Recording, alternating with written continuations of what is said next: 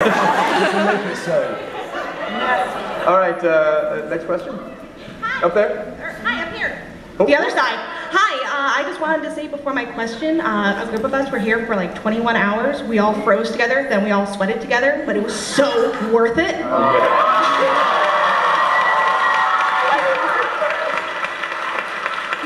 My question is, besides Doctor Who, what is the most challenging role or project that you have done? Okay, good. You want to start with Alex?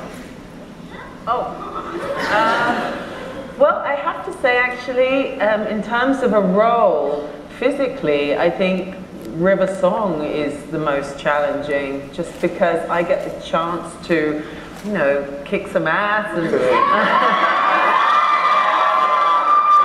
and do stuff on wires, and which I love, and I love all the running around, and it's just fantastic, and to be given that opportunity is great. So please let me have some more.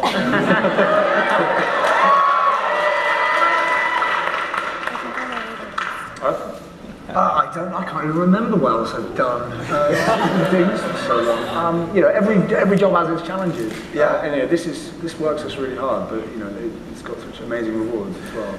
I think that this job for us three, I mean, we constantly sort of reference and say, you know, it probably is the most challenging thing we've ever done, purely on a practical level, to learn the lines every day. But it's also the most thrilling and rewarding and the maddest. So, yeah, I think the Doctor is the greatest part I've ever played, certainly.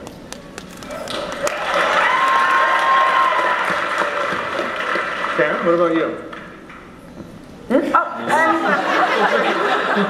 He's really engrossed in that. I once played an anorexic nun in something, and that was pretty challenging, actually. That was a short film for Channel 4 in the UK. It wasn't a comedy. What? So there has not been a proliferation of anorexic nun comedies? Another anorexic nun comedy? Come on, guys. Gets funnier every time. What were you? I know you appeared on the show earlier on, right? You were in the Vesuvius episode. Yeah, I was in The Fires of Pompeii. Playing a soothsayer thing. And yeah, David Tennant and Catherine Tate were the Doctor and the companion then.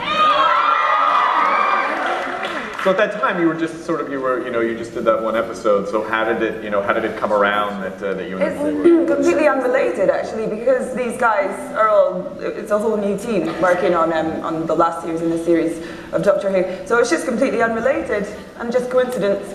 When you auditioned, were you like, I've already been on the show, I don't know if you know I this. didn't want to say it, I didn't want to tell them. Because I was like, oh, they'll never cast me now. I didn't know, Karen, we're not boys. Yeah. I might have gone unnoticed. No, it's hard when you're an actor and you're auditioning for something. You're like, I don't want to open my mouth because I just don't want to screw this up. So I totally understand. Yeah. I totally understand. All right, next question. My question, well, first of all, I would say, Arthur, we all love you up here a lot. Oh.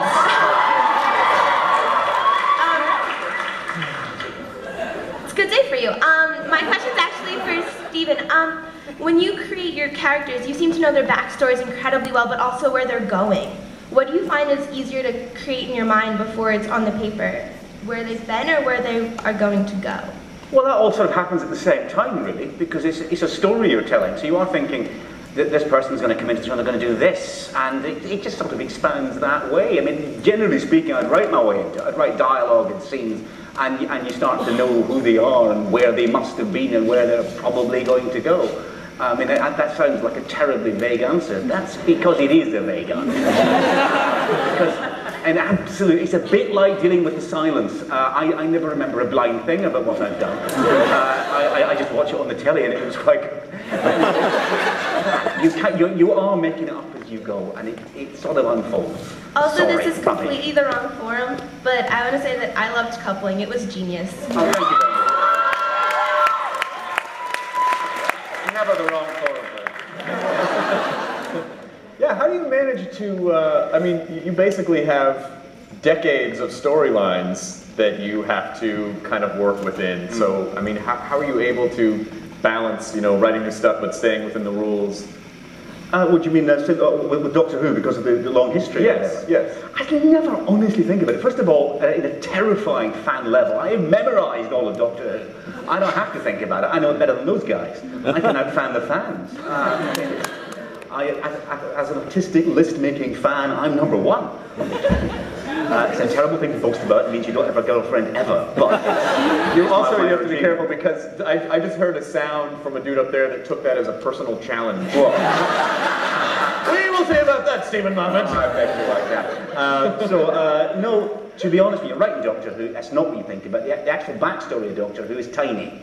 I had to write a little précis of it for an addition to the title sequence for some foreign sales. And I discovered you can sum up the whole backstory of Doctor Who in about 3 sentences. It's really, really quick. And it's something like, I forget why I actually wrote, but it's, he's called the Doctor. He's got a box that's bigger on the inside that travels in time and space. There you go. That's the entire form. That's all you need to know to start. So easy enough, really. Excellent. Yes, next question. First, I would just like to say to Matt that you were my doctor from the moment you started. Thank you. And this is a question for Steven, though I would like Matt's opinion as well. And so, whether or not this has even been an idea, what are your thoughts on Benedict Cumberbatch as the Master?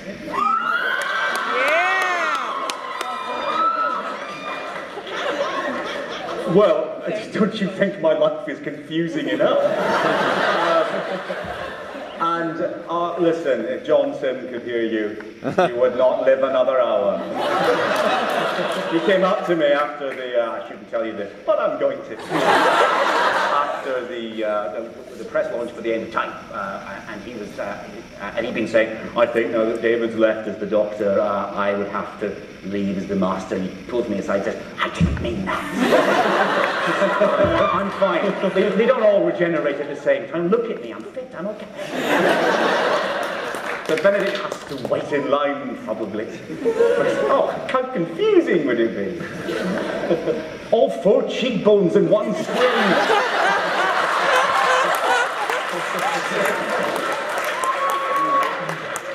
I tell you, I've stood between those two in a photograph. It's a really, really good way to look extra ugly.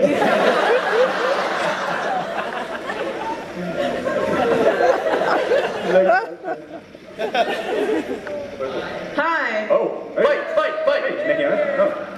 Let's let the lady go first. I just want to say thanks. My boyfriend got me hooked on the show. And my question actually is for Matt. If you had to choose a hat, like a new hat now, what kind of hat would you wear? Well, Yeah, what kind of hat? for me, like, we've had this debate, me and Karen. Karen goes for the Fez, I go for the Stetson. But you So, yeah, Shoots them. you know, it's, but sort of just, I just love hats. Any hat's a winner for me, really.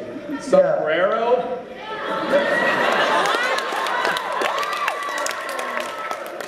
Sombrero no es bueno.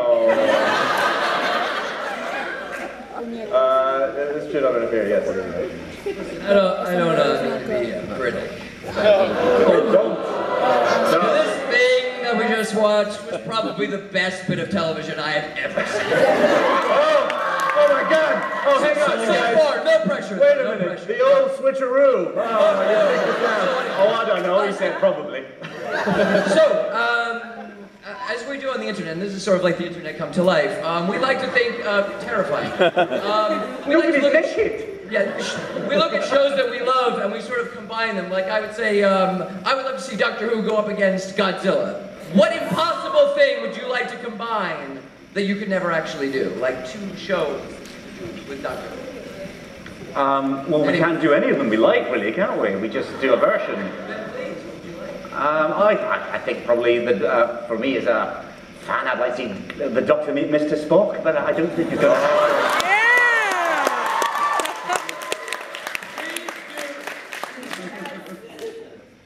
I'd like to see the Doctor go meet up with Michael Palin and just have